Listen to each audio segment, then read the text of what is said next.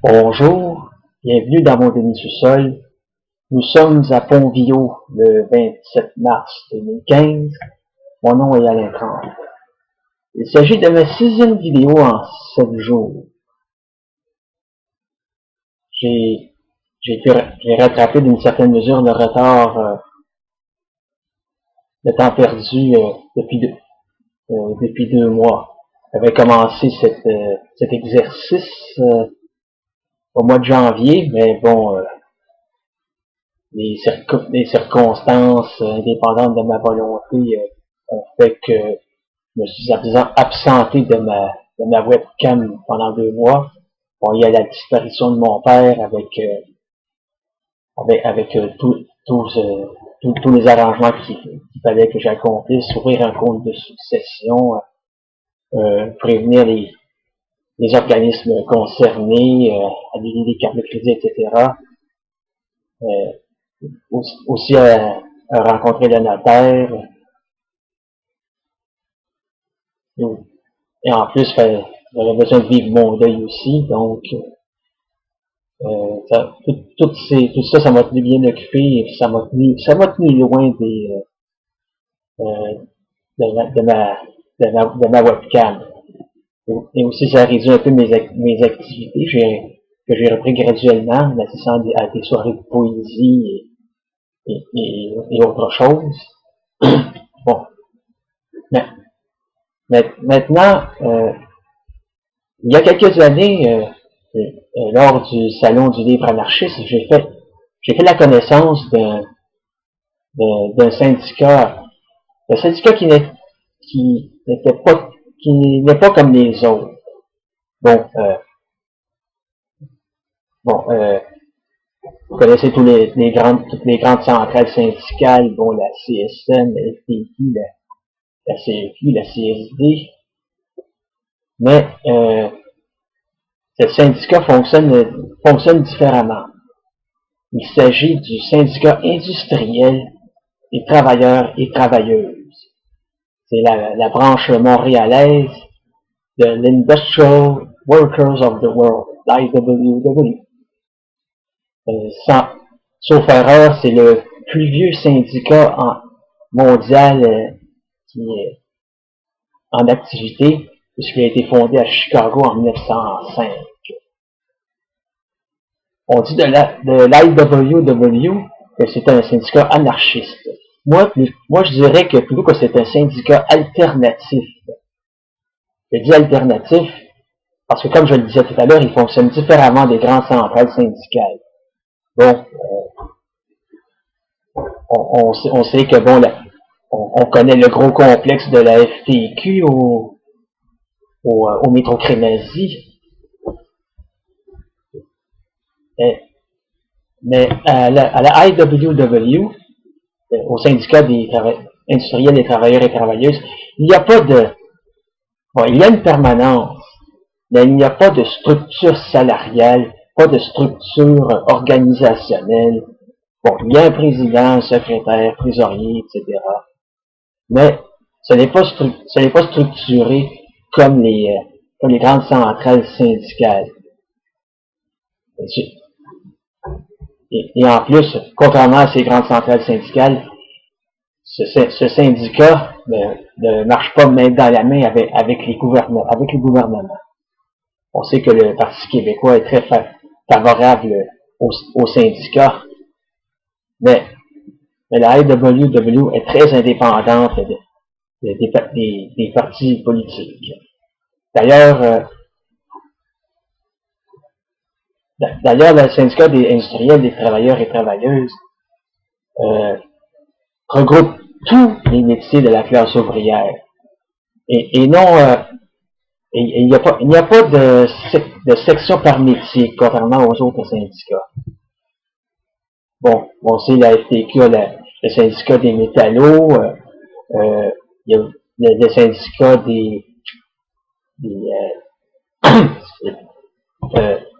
des employés et professionnels de bureau, 2 syndicats reliés à la FTQ, et la CSN, bon, il y a la CSN Construction, mais Mais la IWW regroupe tous les métiers, regroupe tous les champs de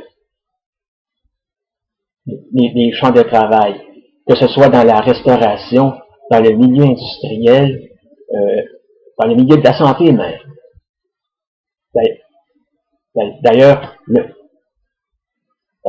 l'IWW agit dans le milieu industriel justement parce que il rejoint les milieux ouvriers.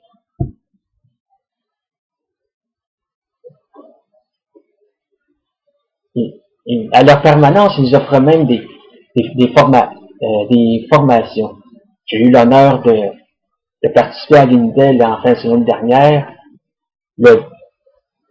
Qui est pour titre, j'ai ici, le droit comme bouclier dans une pratique syndicaliste révolutionnaire. Bon, si je vous lis un peu les grandes lignes du plan, c'est un plan court, là. Les grandes lignes, bon, on nous parle des lois applicables pour les salariés, compétences provinciales et fédérales, les rapports collectifs du travail, les relations de travail, santé et sécurité au travail. On nous parle aussi des limites pratiques de l'action syndicale légaliste. Ce que pratique, c'est les grandes centrales syndicales. Puis on nous parle aussi de toutes les lois de travail pertinentes, comme le code civil, les lois sur les normes du travail, les lois sur les accidents, les maladies professionnelles, les lois sur la santé et sécurité, charte des droits et libertés de la personne. Bref, dans cette formation, on apprend à connaître nos droits. Et je dois admettre que j'en ai appris beaucoup.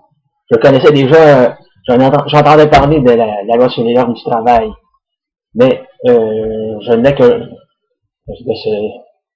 cette séance de formation m'a appris beaucoup plus sur les droits de travail et sur les ressources et les recours à utiliser en cas d'urgence. Le syndicat des industriels et travailleurs et travailleuses a également une campagne permanente qui a pour titre Réclame ta paye.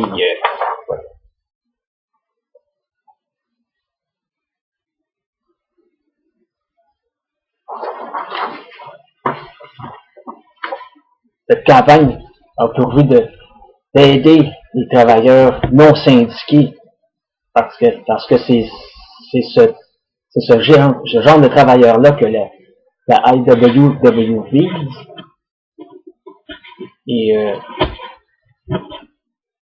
Et cette campagne vise à aider ces travailleurs non syndiqués en cas d'abus de la part de leur patron, de discrimination qui est illégale, et aussi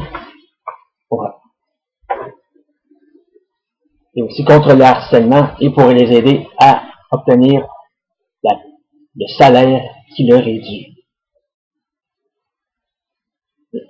J'ai visité quelques fois leur site internet et aussi leur page Facebook et je trouve que c'est vraiment un syndicat qui pratique le syndicalisme comme il doit être pratiqué et comme il l'était à l'époque de la Grande Noirceur. On sait que la CSN a été fondée en 1921 et qu'à cette époque, à l'époque de Maurice Duplessis, 1921 c'était Louis-Alexandre Tachereau qui était premier ministre, mais à l'époque de la Grande Noirceur, à l'époque de Maurice Duplessis, les syndicats étaient vus comme des communistes. On avait peur des syndicats à l'époque. On se souvient des grandes envolées de Jean Marchand faisait de grands discours, des grandes envolées, et on ne peut pas passer sous silence les activités de Michel Chartrand. Il nous manque quelqu'un de l'acabit de Michel Chartrand maintenant au Québec. Mais, bon, Les syndicats ont connu leur heure de gloire dans les années 70 avec le Front commun de 1972 où les trois grands chefs, les trois chefs des grandes centrales syndicales, soit Marcel Pétain, Louis Laberge et Charbonneau de la CEQ, se sont retrouvés en prison pendant un certain temps. Mais depuis les années 80, le syndicalisme au Québec a perdu de son âme. Ils sont devenus de plus en plus structurés et on engage de plus en plus de salariés. Il y a maintenant une structure salariale et il y a maintenant un organigramme de plus en plus complexe. Moi, je me souviens que quand j'étais apprenti plombier, je travaillais pour mon père à l'époque, moi j'étais avec la CSN Construction et quand il y avait, lors des périodes de maraudage, lors des élections syndicales, parce qu'il fallait choisir le syndicat avec lequel dont on voulait faire partie, j'avais reçu un appel d'un syndicat qui s'appelle le Syndicat International. Je me souviens pas du nom complet, mais j'écoutais parler le maraudeur au téléphone, et j'écoutais toutes les activités que ce syndicat-là offrait. Comme des épluchettes de blé d'Inde, des parties de golf. C'est pas ça, un syndicat, me semble.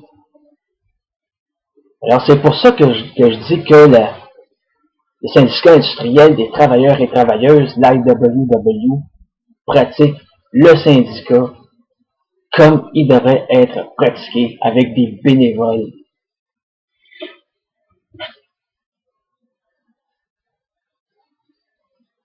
Et en regroupant aussi tous les travailleurs de tous les métiers, et non pas par secteur. Alors, voilà, je vous ai écrit de mon mieux ce qu'était le syndicat industriel des travailleurs et travailleuses, et n'ayez pas peur d'eux. Ce ne sont pas des anarchistes. Ce sont des vrais syndicalistes.